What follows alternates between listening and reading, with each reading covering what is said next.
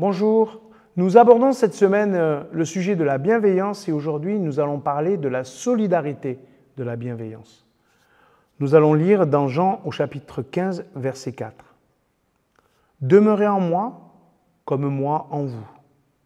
Tout comme le sarment ne peut de lui-même porter du fruit s'il ne demeure dans la vigne, vous non plus si vous ne demeurez en moi. C'est moi qui suis la vigne. Vous êtes les sarments. Celui qui demeure en moi, comme moi en lui, celui-là porte beaucoup de fruits. Hors de moi, en effet, vous ne pouvez rien faire. » La solidarité repose sur la prise de conscience que seuls, nous ne pouvons rien faire. C'est vrai avec le Christ, mais c'est vrai aussi dans notre vie collective d'Église.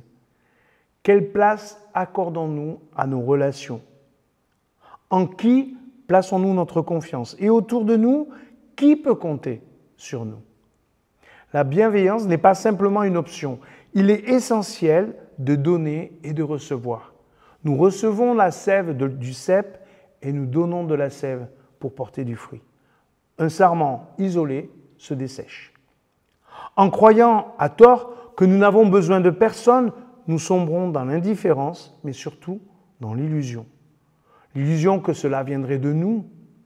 Après tout, si nous n'avons réellement besoin de personne pour vivre, pourquoi nous donner tant de mal pour les autres ?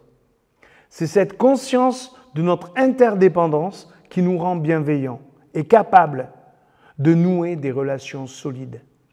L'intimité ne se limite pas au couple, elle englobe notre relation avec le Christ, être en lui, qu'il soit en nous, ainsi que toutes ces relations vitales qui nous nourrissent et nous font du bien.